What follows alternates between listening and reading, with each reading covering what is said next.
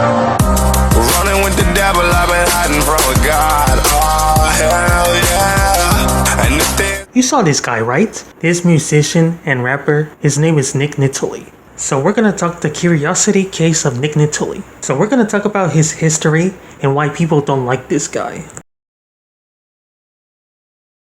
Nick Nittoli was born in Garfield, New Jersey, and moved to California during his younger years. His first appearance was on Bravo's reality TV show called Platinum Hit. It's all about the music competition and showcases emerging singer-songwriters on their quest to become the next hitmaker. It follows 12 musicians as they battle through innovative songwriting challenges that will test their creativity, patience, and drive. Their job is to make original music. At the very end, one is only crowned the ultimate hitmaker, walking away with a $100,000 cash prize, publishing deal with Sony and with BMI Songwriters, a writing camp, and a record deal with RCA and Jive Records. However, this show didn't do pretty well and only lasted for one season. So let's view Nick Nittoli's time at Platinum Hit. My name is Nick Nittoli. I'm 22 years old and I'm from Los Angeles, California. I play guitar, bass, drums, keyboards, and I sing. And I'm currently writing and shopping my music. Well, I write for all different types of genres, but my music particularly would be pop rock or pop punk or alternative rock, whatever you want to call it. I would say that Michael Jackson, the king of pop, single-handedly motivated me to try to do or replicate what he did. What sets me apart from the other contestants is that I'm not only good in just one genre. You know, my genre really truly is genre. I write in every other type of music style, and I can also make that a hit. I really am just about the hits. It's not, you know, I'm the best and everyone else is the worst. If somebody writes a hit song, I'm gonna be the first one to let them know, hey, that's a hit song. And I'm also gonna be the first person to let them know, I thought it was whack, man, you know what I mean? Like, so I am about being the best. It's not really just the ego thing. I really am about the music. While I'm on this show, I hope to gain as much exposure as I can. I want the world to see Nick Nittoli and understand what I am as a musician and as an artist, and you know, I really want to win. Obviously, it's $100,000 that's at stake, a record deal, a publishing deal. So I definitely want all those things. Sounds like a good kid, right? Well, we all thought so too, but everything just turns upside down from him during the show. I'm the Michael Jackson, and I have 4 brothers around me. There's only one Michael. We're not asking who's the best blind guy with a dog who can sing. Johnny and Jess, you picked the ugliest girl in the competition. Congratulations. Thank you. When Amber performs, it's like Baywatch. It's on mute. Just watch it. It's sung in his normal, we go till the wheels ride off. They play the kind of tracks that you get up and go to the bathroom during their song. Their song should have been called Cigarette Break. Jackie's voice. It sounds like the Cookie Monster's gonna do a number for you, honey. Johnny sounded like John Mayer's cousin rapping. This competition is not called Best Backup Doo-Wop Singer that I'd like to have sex with. In first place, I'm just waiting for the Nick. Yeah. Brian. During his time in Platinum Hit, he came to the auditions drunk, like very drunk. Like the judges told him that his song is atrocious. And they also told him that his singing is atrocious as well, because he was drunk as heck. That's why he came in 4th place and got nothing. Every time somebody works with Nick, they win, because it's a fact. Your song was a miss and not a hit. The douchebag can only go so far in a competition like this. A douchebag. Okay. Who can write a hit in every different genre? That's me. I will be the next king of pop. What's his next move after Platinum Hit? Becoming a rapper on YouTube.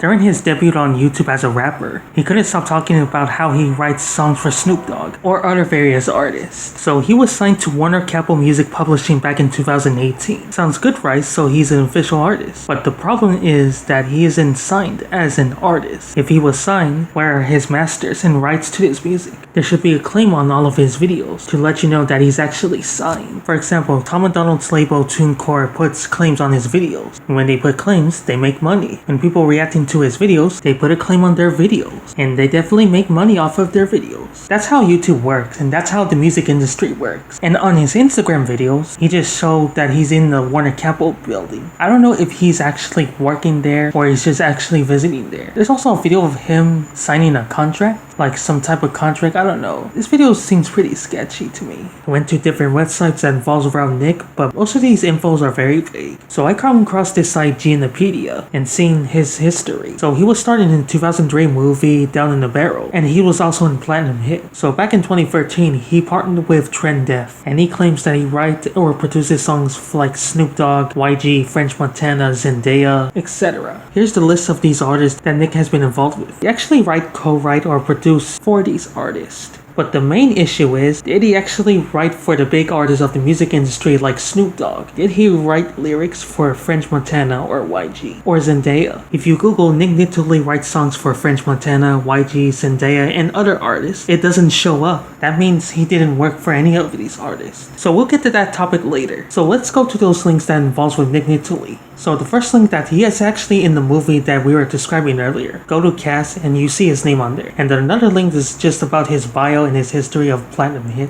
On another link, it shows another bio that he worked with the same artist that I described earlier. So on the song Don't Talk About It by Fabian Mazar, his name appears on the songwriter category. And in another song, I Know What You Want, his name appears on here as well. Out of all artists, he co-wrote every song from the artist Neon Hitch. And his most favorite parts is that he's flexing on this. Double shout out to my main man, Slick Nick Nittoli, Trend Def.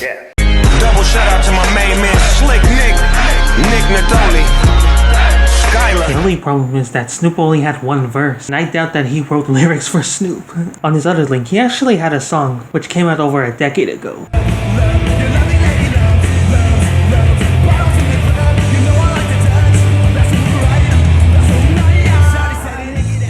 Okay, that was something else. So another link just shows you another biography of Platinum Hit. Same thing, same thing, same thing, same thing, same thing. He can't stop bragging about that short-lived reality TV show. As for the other links, it's either not available or got removed. Yeah, almost all of the links I come across is all about that reality show that nobody cared of.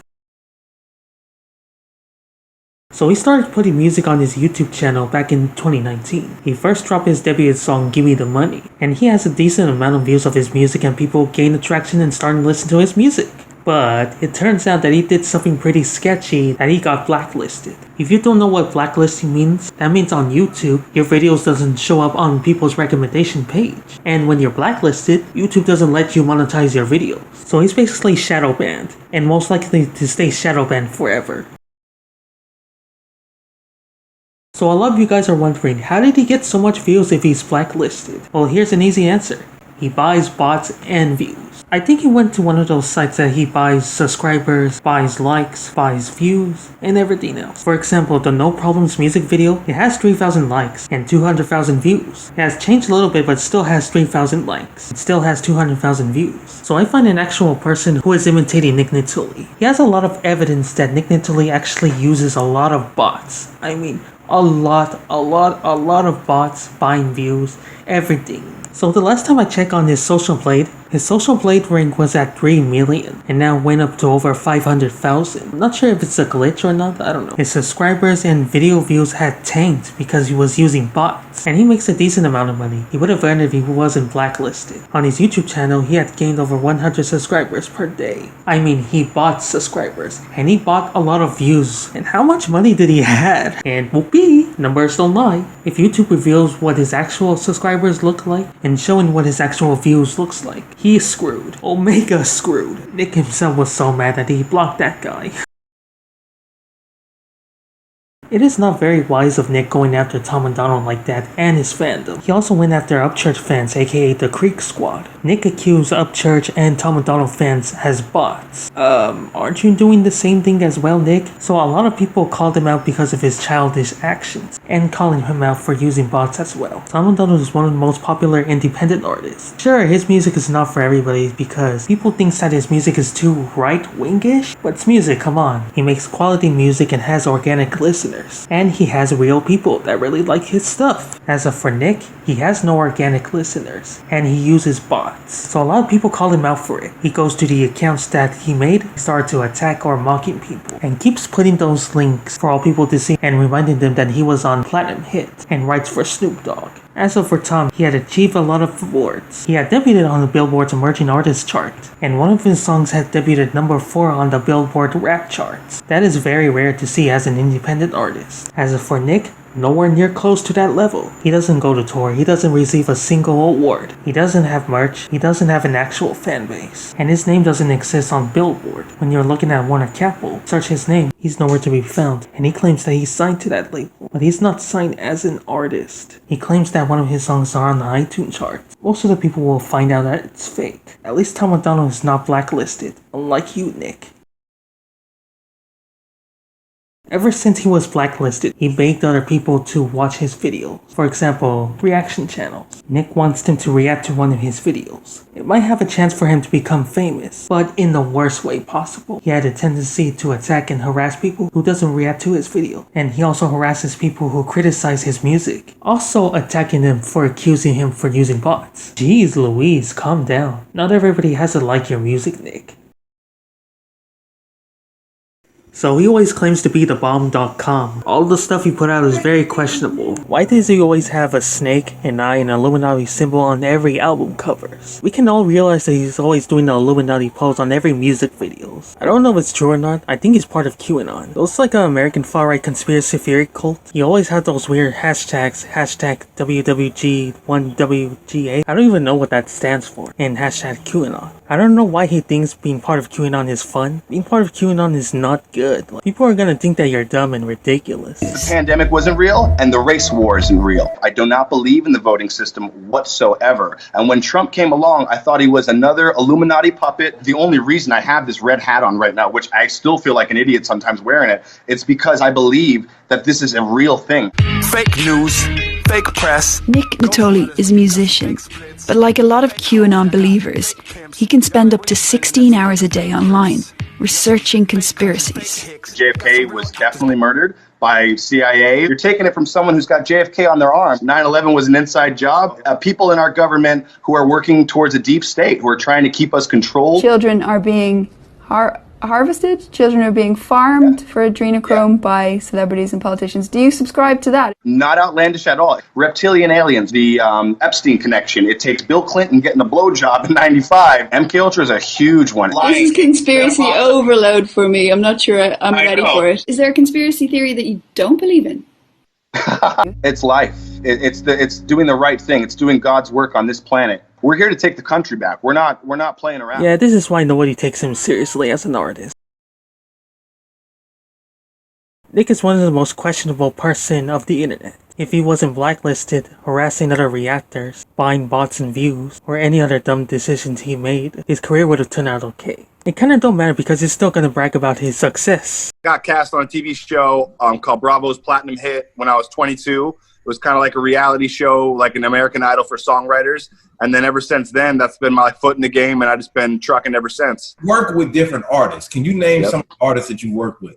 Yeah, man, I work with Snoop Dogg. That's one of the biggest ones I work with. French Montana, YG, Neon Hitch, Sam Bruno, Zendaya. The list kind of goes on and on, man. I got surprised with the Snoop Dogg feature, and it was Snoop singing back my exact melody that I wrote. Like, he didn't change anything. Like, he really liked what I did, and so he kept it, and that was like a huge moment for me, man. We don't know Nick as a person. I hope he takes accountability to his actions, like harassing reactors, doing some questionable stuff, and actually make good quality music and try building himself a community, and stop relying on bots. This is the perfect example that how not to grow as an artist, and how not to be famous. So shout out to Save the Real Music. He inspired me to make this video. So subscribe to his channel and show him love and support. Thank you guys for watching, have a great day, and stay cool.